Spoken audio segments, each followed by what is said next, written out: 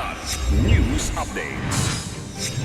Mga balita ngayon, mahigit 10 bilyong pisong halaga ng shabu na samsam ng PNP sa Tagbilaran by bus. Sona ng labanan sa Bukidnon noon, ruta na ng turismo at ekonomiya ngayon.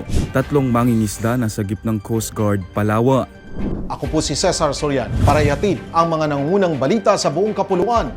Ngayon, Nasamsam ng mga otoridad ang mahigit 10 million pesos na halaga ng shabu sa isang buy-bust operation sa Barangay Bool, Tagbilaran City, Bohol na pinangunahan ni Police Lieutenant Colonel John Karin Escobar ng Tagbilaran Police.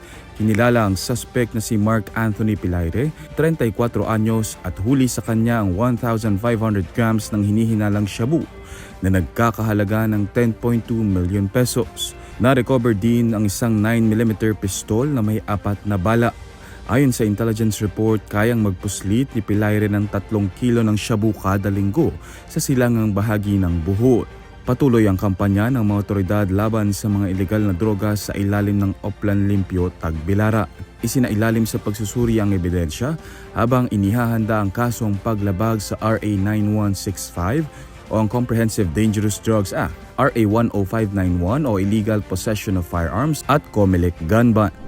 Isang makasaysayang hakbang tungo sa kapayapaan at kaunlaran ang nasaksihan sa San Fernando, Bukidnon matapos ilunsa ng Rural Transit Mindanao Incorporated ang bagong bus route mula Cagayan de Oro City patungong Mati City, Davao Oriental na dumadaan sa Talaingod, Davao del Norte sa pangunguna ng 89th Infantry Makatao Battalion at lokal na pamahalaan ng San Fernando. Opisyal nang binuksan kamakailan ang bagong ruta ng pampasaherong bus. Isang simbolo ng pagbabagong hatid ng kapayapaan sa dating mga lugar ng kaguluhan. Mula sa pagiging sona ng labanan, ang mga lugar na dinaraanan ng bagong ruta ay unti-unti nang nagiging sentro ng turismo at ekonomiya. Ang pagbubukas ng transportasyong ito ay nagbukas din ng mas maraming oportunidad sa mga mamamayan, negosyante at biyahero. Ang hakbang na ito ay bahagi ng patuloy na pagsisikap na gawing mas ligtas at mas maunlad ang mga komunidad sa pamamagitan ng kapayapaan at progreso. Nailigtas ng Philippine Coast Guard o PCG ang 3 mangingisda sa magkahiwalay na insidente sa dagat sa Palawan noong 1 linggo. Nagkaroon ng Search and Rescue o SAR operation ng Coast Guard Substation Mangingisda matapos makatanggap ng distress call mula kay Eli Pleños, isang mangingisda na na-stranded sa laot dahil sa aberya ng makina. Natagpuan siya 3.3 nautical miles mula sa sitio Tagbarungis, Barangay Inagawan at ligtas na naihatid pabalik sa Pantalan, kung saan siya binigyan ng pagkain at tulong bago muling makapiling ang kanyang pamilya. Samantala, nailigtas din ng Coast Guard Station North Central Palawan ang mag-amang Rodrigo at Renz Herodias matapos tumaob at lumubog ang kanilang bangkang Jayward sa karagatang sakop ng Barangay Tinintinan dahil sa malalakas na alon. Maayos naman ang kalagayan ni Renz habang kinakailangan pa ng karagdagang medical attention ang ama na si Rodrigo. Para sa Kidlat News Channel, ako si Renz Alinon, nag-uula.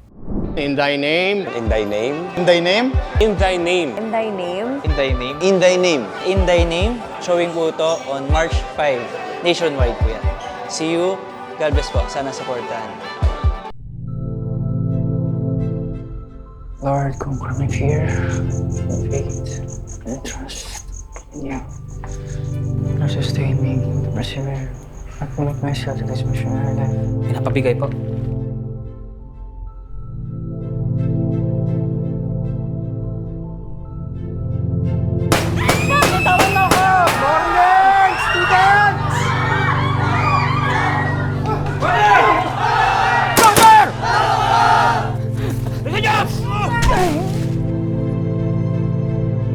Nagdeklara ng giyera ang Abu Sayyaf. Hindi tayo hinto. We cannot lose any more personnel. Naawa kayo! Isip sarili mo. Sa ngalan ng Ama, Anak, ng Espiritu Santo.